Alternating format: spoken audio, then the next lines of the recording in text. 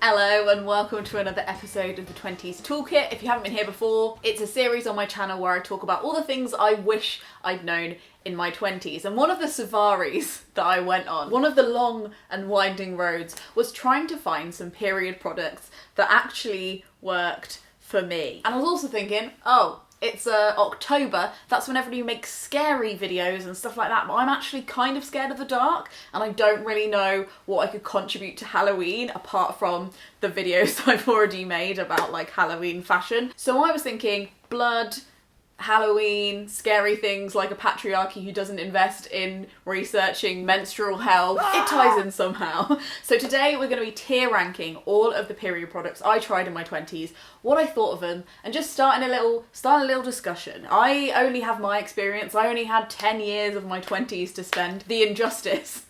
I know. So this is just the beginning. You can totally leave your experiences and your advice about periods and period products in the comments. We can make an ongoing trickling hub of information for people to find, because let me tell you, it is a pilgrimage, and not only are we thinking about what works for our bodies and what works for our wallets, but also what works for this slightly delicate climate situation that's happening. We want to make sure we're doing what we can. That's all we can ask for. It's all we can.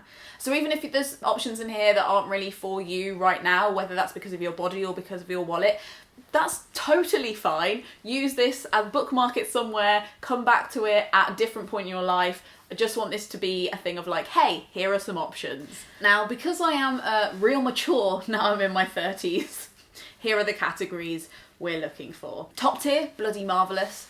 No complaints, no room for improvement. Just below that, understood the assignment. I understood the assignment. Yeah, sometimes I watch reels. Not very often. I don't have a TikTok, whatever. I'm still cool. Middle grade, quirky but capable, which is a funny phrase I use a lot because somebody in high power at a big place that I used to work said that to another one of my colleagues as a diss, and I'm reclaiming it. Somebody who's quirky but capable. It's there, it does its job, with a few manageable hiccups on the way, but it turns up for business. One down from that is cramped my style. Because... and then finally, clot to go. I'm so sorry. So let's begin at the dawn, not of my 20s, but of my period, which when I was about 13, I think. Let me set the scene for you. I am in France, staying with some family friends in a very old house. It's been raining outside and my brother thought it'd be a really good idea, he's probably like 10 at this point, to plug in some fairy lights on a plug that had been rained on. All of the lights in the whole of this old house in France turned off. The electricity was cut off. My parents left to try and deal with that situation. I was left with one French adult who didn't speak any English. Bonjour. And it's a really spooky old house and all the lights are out. I go to the toilet, and in the twilight of this dark bathroom, I see blood. I don't even really know the word for please in French at this point in my life, let alone I am bleeding from an unexpected orifice. So I use my first period product, tissue. And let me tell you, it was both a long time emotionally and actually, according to the clock, until I could access a different kind of period product, because it took a really long time for my parents to come home. Anyway, tissue. This is a clot to go, I'm afraid. I don't think this needs much explanation, but it's not on. We can't have it. Period poverty in the UK needs to be eradicated because this is not a soggy situation anybody deserves to be in. Later that day, the progress was amazing. I graduated to Always sanitary towels. Now, Always sanitary towels, the best of a bad bunch. I went on to try many supermarket brands, but here are my complaints. You can hear them, not only when you put them on, which shouldn't be shameful, but is a bit weird when you're 13 and the world is a little bit different how it is nowadays, but also when you sit down. I can hear it like a crackling of a fire every time I sit down wearing an Always sanitary pad. They also stick to your legs sometimes, then you have to wax your own hair off. Not about that life. But then also, and believe me, this was a rabbit hole I went into, but I genuinely won't bore you with the details, but you should probably, maybe shouldn't be surprised. But Always is owned by Proctor and Gamble, who are in summary, gambling with our life on Earth and do a lot of really quite wild things considering the reality of what's going on the planet. But as an example, Procter Gamble use palm oil in a lot of their products. They own so many of the companies that you might have heard of. And I quote, Amnesty International found serious human rights abuses on the plantations from which they get the palm oil. It included forced labour and child labour, gender discrimination, as well as exploitative, dangerous working practices. They also source from people who deal in human trafficking, etc., etc. Are we even surprised? I don't like it. I'll leave the links below. You know, this is the information that I can find. I probably have to say the word allegedly at some point in this sentence, but I'll leave the links below. It's probably not great. It's not the focus of this video, but just to know that for obvious reasons, sanitary pads aren't ideal for the planet. If you really need to use them, I totally support you, but ideally most of the population should be cutting down on this. It's possible for most of us to cut down, and that's really scary. I obviously had no idea about that. And used them for many, many years, but like, wow, how much of my pocket money must I have given them? So that is also a clot to go. Now, tampons. This one is from Tampax, also owned by Procter Gamble. The vortex continues, but even though I did end up quite liking tampons, my first ride on the cotton pony, as they say, was when I was about 14, I think, and I was in a Butlins loo, and two of my friends were kind of like lovingly trying to pressure me into using one so we could all go swimming together, and it was fairly traumatic if you have literally no understanding of your own anatomy. So just from a personal level, I'd say it was a firm no from me, especially without an applicator. But I also found some other stuff about tampons, because I kind of stopped using them kind of because of the worry of TTS, which is when you leave your tampon in for too long. I'll leave links to that below, but there was this one time where I pulled a tampon out, TMI, but I mean, we're already here, it's the premise of the video, pulled a tampon out, and then I realised there was still a string in there, like another string, and I pulled, and it was like yesterday's tampon. Like I'd fit 2 tampons in me without knowing. So basically I can't be trusted with tampons. But also, did you know that even though they tell you that the plastic and the applicator is recyclable, nobody recycles it for sanitary reasons. So even though it's technically, it could be recycled, you in practice as a human cannot recycle it. What? Anyway, no one is surprised, but for me, even when I use the cardboard applicators, it's not a particularly comfortable ride, and there was loads of stuff around like moisture and headaches and stuff that I used to get, which again, like there's some research around it, but it felt like not the right move for me. And as soon as I learned what a moon cup was and learned that it wasn't weird, I moved on to moon cups. But first, we must rank our Tampax, and I think this is also going to have to go in clot to go because of the dangers, but I think just generally for me it kind of just cramped my style. Like they weren't the worst thing to use, and I much preferred them to sanitary pads for loads of reasons, and so I completely understand why people use them. I'm gonna leave it in clot to go as well, just because of what we know of all of the risks that apparently it's normal to make people take. Sure, science. Anyway, I had a little dabble when I was like 18, 19 with the reusable pad. What a slippery, slidey journey. And I would like to suggest, having no knowledge of the pants and knickers industry at all, that we put Velcro on these things, because there's no way that just a little popper is going to keep those in your pants.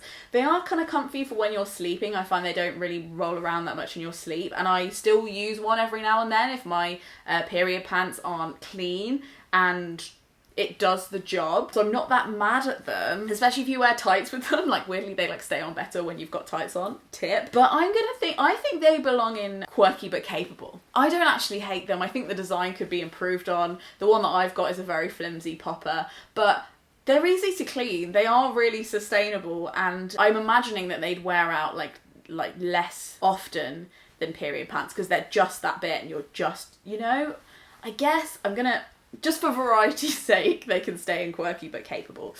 Next was the cup of everlasting life, the menstrual cups. Now, I heard about these, saved up for one. I think when I was like 23, I like put aside a bit of money, because they are a bit more expensive than like what I'd budgeted for just for my pads. So I remember like putting some stuff aside and then being like, okay, after a couple of months I was like, okay, I'm gonna get one. A moon cup was the only brand that I knew, so I got one.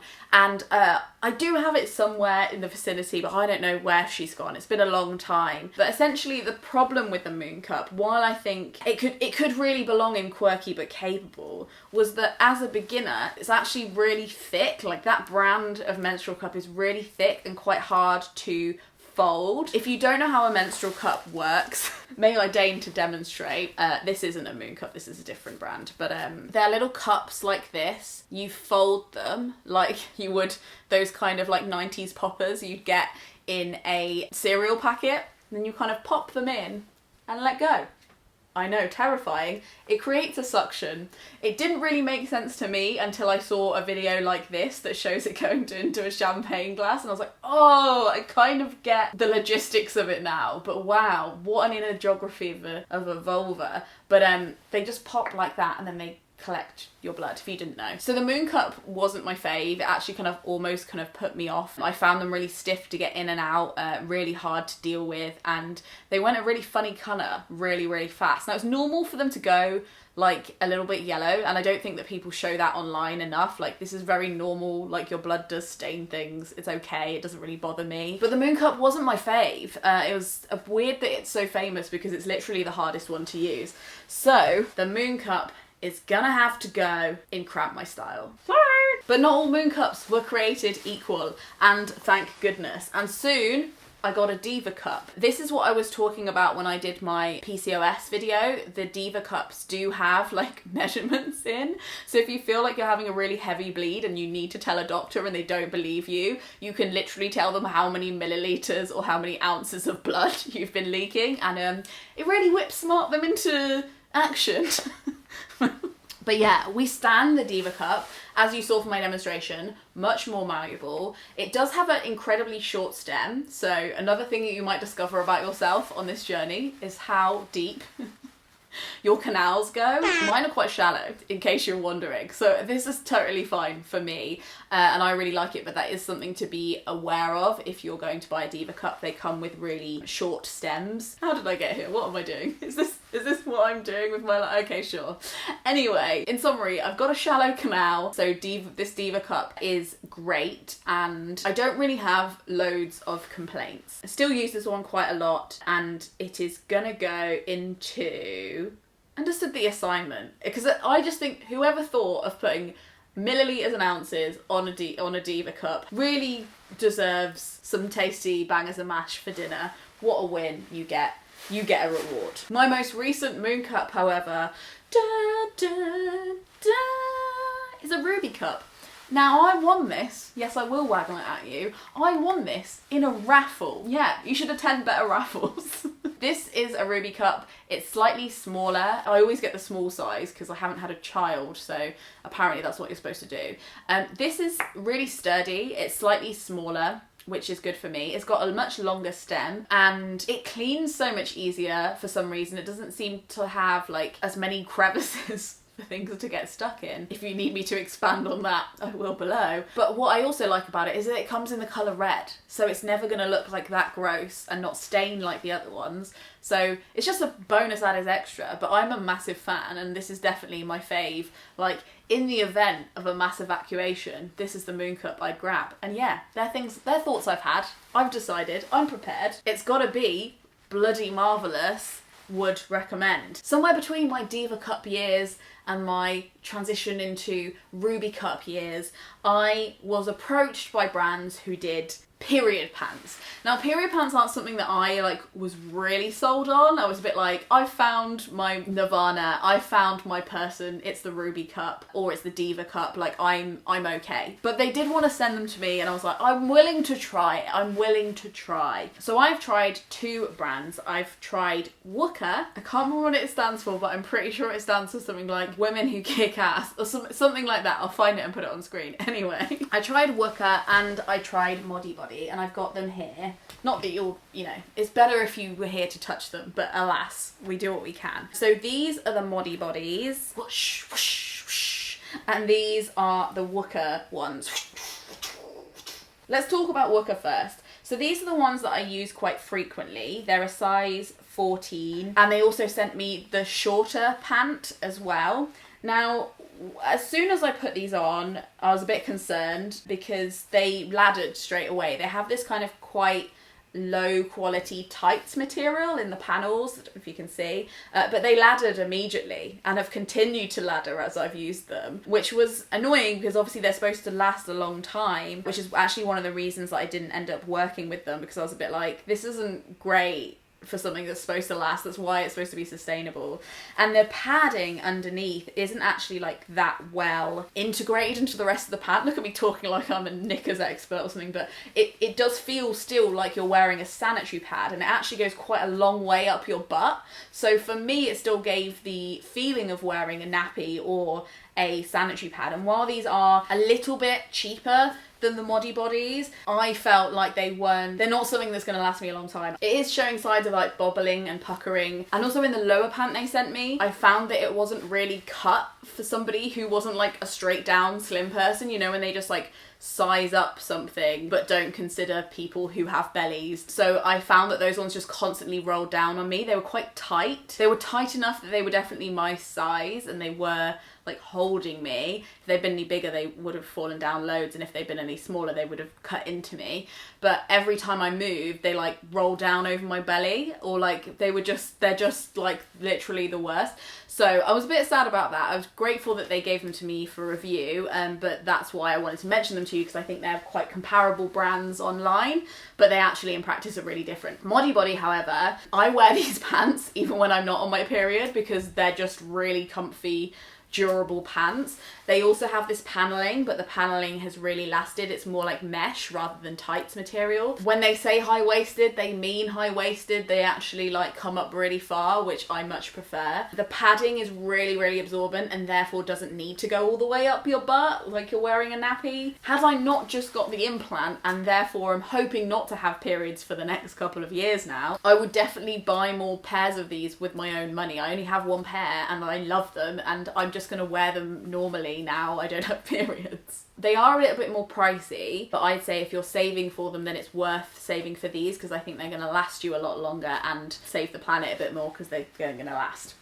So, what's the fate of WUKA? I'm afraid WUKA has definitely cramped my style, and Modi Body, as predicted, is bloody marvellous. Now you'd think that would be the end, but I actually discovered something else that I've been trying to find an excuse to tell you about. But I stumbled upon some weird information about hot water bottles recently on the internet. It brought me into a really deep, dark information hole. But like, I'm not being funny. Did you know the hot water bottles aren't actually designed to be put against your body? The one implement, our one weapon against period pain, and it's not actually designed for that. You shouldn't really do it according to the instructions.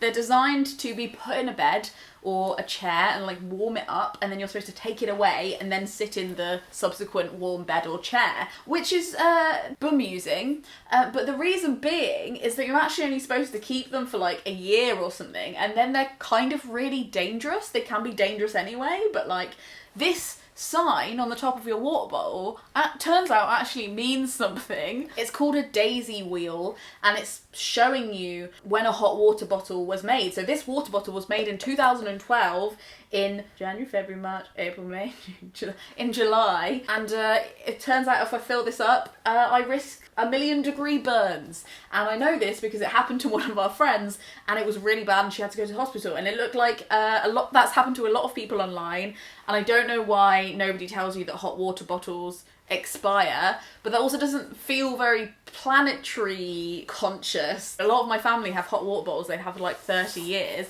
and the whole thing just really freaked me out, basically. So this feels like a false friend, something that I was excited about, a companion in my darkest hours, but now I've realised how risky they are. I'm on the lookout for alternatives.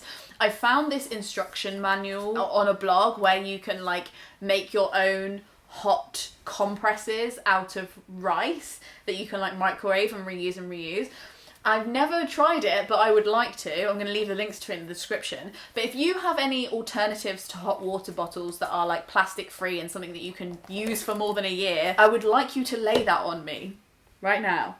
Right here. Put it in my brain. Go on. There's also other aspects of periods that I haven't yet mastered. Getting painkillers in bottles rather than in plastic tab things. Although I was also reading about why the stuff is in plastic tabs, and they actually have some really good reasons, so I think maybe that's not the hill sustainability people should die on. And then also my washing detergent. At the moment I use a refillable one from Splosh, but like it's probably still not the best. Like how do we do a really vigorous wash of period stuff while also using a cool setting? I don't know. Can you get plastic-free snacks that still satisfy you during your period? That's something I didn't cover that I'd have liked to. There's just so much to think about around this topic that still is so under-researched and underfunded when it comes to innovation or medical research. Sorry, hot water bottles, you've clocked to go. Thank you so much for watching this arguably quite strange video, but I hope it plugged the gap in some of your knowledge. And if you have periods while you're in your 20s, I wish you the goddamn best of luck, because it's a war out there. If you want to watch more of my 20s series, you can watch this playlist here. If you want to watch some other videos, here are some suggestions. Thank you so much to the Gumption Club who tip me for these videos, so they are free for all of you to watch. 5 ever. We love to see it. And I'll see you in my next one. Frog Snog, out.